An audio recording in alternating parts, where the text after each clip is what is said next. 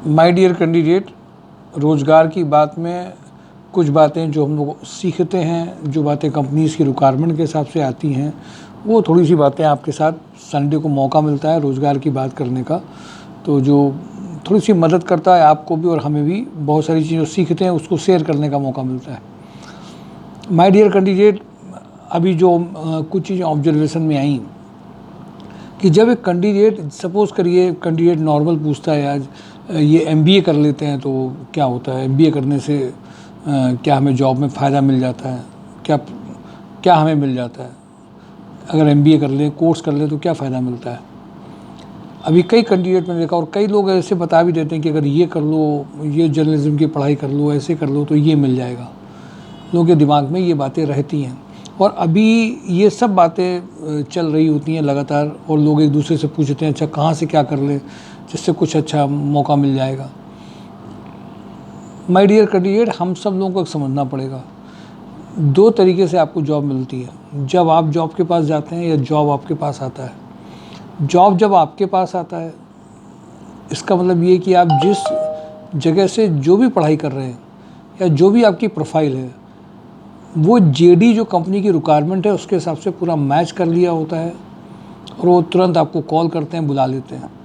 अगर एक ऐसे इंस्टीट्यूट में आप वर्किंग कर रहे हैं जहाँ पे आपकी प्रोफाइल की जॉब मिल जाए, क्योंकि मैं आपको एक बात और बताऊँ, बहुत बड़ा ये एक डिफरेंस है। लोग आजकल अपने इंस्टीट्यूट को या किसी भी चीज़ों को, इंस्टीट्यूट को या किसी भी जो इनिशिएटिव होते हैं उसको, कभी कभी इंफ्रास्ट्रक्चर अगर किसी भी इंस्टीट्यूट का बहुत अच्छा है तो हो सकता है उसको कई सारे A+ कैटेगरी के नैक और बहुत सारी चीज़ें मिल गई हों, अवार्ड मिल गए हों।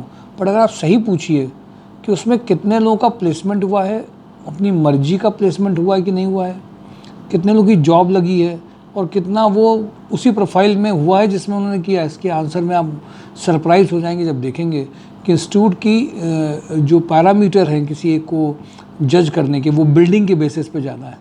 कैसी बिल्डिंग है, कितनी बड़ी बिल्डिंग है, वहाँ से कौन कौन फैकल्टी पढ़ाते हैं, ये चीज़ों की बात है। और वही जिनको A+ कैटेगरी का रिवॉर्ड मिला है वही बंदा वहाँ से अपने रिज्यूम को लेकर के जब मेरे पास आता है तो मुझे ताज्जुब भी लगता है इस बात का, ये कैसे पॉसिबल होता है, ये कैसे हो सकता है कि जो बंदा खुद भी जिसको रैंकिंग और कॉलेज एनवायरनमेंट और सब कुछ दिया हुआ है। क्योंकि एक बात आपको समझनी पड़ेगी, एक तरीका है कि आपके जो इंस्टीट्यूट हैं उनके अंदर में जो वो सिखा रहे हैं वो इंडस्ट्री के बेस में नहीं है।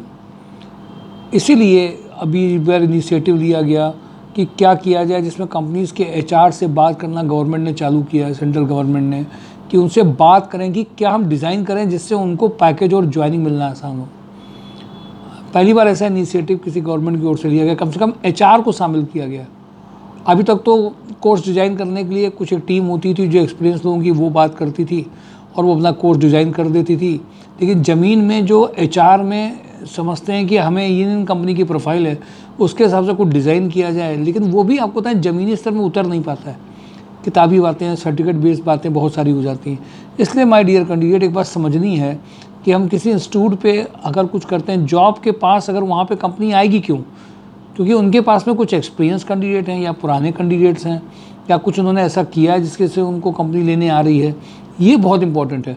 इसको लेकर के कितने छोटे छोटे, अगर हर डिस्ट्रिक्ट में जितने colleges, schools degree, diploma, certificate दे रहे हैं, अगर वो ये बात करेंगे हमारे यहाँ उसी प्रोफाइल में जॉब मिल रही है, रियल रिकॉर्ड प्लेसमेंट का कैसे है, ये बहुत इंपॉर्टेंट है समझने वाला। और जॉब मिल रही है कि नहीं मिल रही है, ये इंपॉर्टेंट है। माय डियर कैंडिडेट, ये सब पॉसिबल होता है अगर केवल एक चीज़ आपके साथ में है तो।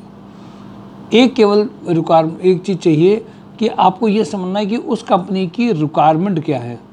अगर उस कंपनी की रिक्वायरमेंट के हिसाब से आपने अपने को डिज़ाइन, प्रोग्राम और प्रेजेंट कर लिया है तो कोई दिक्कत ही नहीं होती है। क्या हम कंपनीज़ की डिमांड के हिसाब से कैंडिडेट्स को शॉर्टलिस्ट कर पा रहे हैं या ऐसे लोगों को सिलेक्ट कर पा रहे हैं जो वास्तव में जिनके पास जॉब आ जाए, उनको जॉब के लिए ना जाना पड़े? माय डियर कैंडिडेट, ये बहुत ज़रूरी है समझना कि जब आप किसी भी प्रोफाइल को समझते हैं तो जॉब आपके पास क्यों आएगा, क्यों? क्योंकि अगर उनकी रिक्वायरमेंट है, रिक्वायरमेंट का मतलब जेडी हो गया, जेडी का मतलब उनकी रिक्वायरमेंट के हिसाब से आपके में क्या रिस्पॉन्सिबिलिटी है। और ये तभी पॉसिबल है जब आप थोड़ा सा आपको पोलिटिकल कंपनीज़ के अंदर में उसी काम को लेकर के एक्सपोजर मिलेगा। इसलिए माय डियर कैंडिडेट, मैं आप सबसे कहता हूँ कोर्सेज़ की जो दौड़ है उससे थोड़ा सा बाहर आ जाइए, सर्टिफिकेट की जो दौड़ है बाहर आ जाइए। टेक्निकल नॉन टेक्निकल जितनी भी एजुकेशनल सर्टिफिकेट आपने किया उससे कोई मतलब नहीं है। एक्सपीरियंस के साथ में जब अपने आप को बढ़ाते हैं तो अलग बात होती है। 1% क्रीम लेयर के लोग जो टॉप आइम्स में जाते हैं उनको जॉब की दिक्कत नहीं होती, बट और सबको जॉब की दिक्कत इसलिए होती है क्योंकि जो उन्हें पता है वो कंपनीज़ की रिक्वायरमेंट नहीं है। तो ऐसी बहुत सारी ट्रेड, बहुत सारे सेक्टर ख़राब इसलिए हो जाते हैं, वहाँ पे ज्वाइनिंग्स नहीं आती हैं, जॉब नहीं आती हैं, क्योंकि उनको उस प्रोफाइल के बारे में स्कोप भी पता नहीं है, क्या रिक्वायरमेंट है पता नहीं है। तो वो लोग ले करके तो आ गए बट उनके रिजल्ट्स नहीं आ रहे हैं। माय डियर कैंडिडेट, तो समझना क्या है इस बात को है, समझना केवल इस बात को है कि मैं रोज़गार की बात में जब हम आज ये जाने की कोर्स करने जा रहे हैं तो कोर्स कोई जॉब नहीं देता है, पढ़ाई जॉब नहीं देती है। वो सिर्फ एक आपने ये किया हुआ है, उनको आइडिया होता है कुछ तो किया होगा, पर उसके अलावा उस कंपनी की रिक्वायरमेंट के हिसाब से, उस सेक्टर की रिक्वायरमेंट के हिसाब से हाउ यू आर, कैसे आप अपने आप को प्रेजेंट करते हैं, कैसे डिलीवर करते हैं, ये बातें भी बहुत मायने रखती हैं। आज की बात, रोज़गार की बात में इतना बहुत है। Thank you.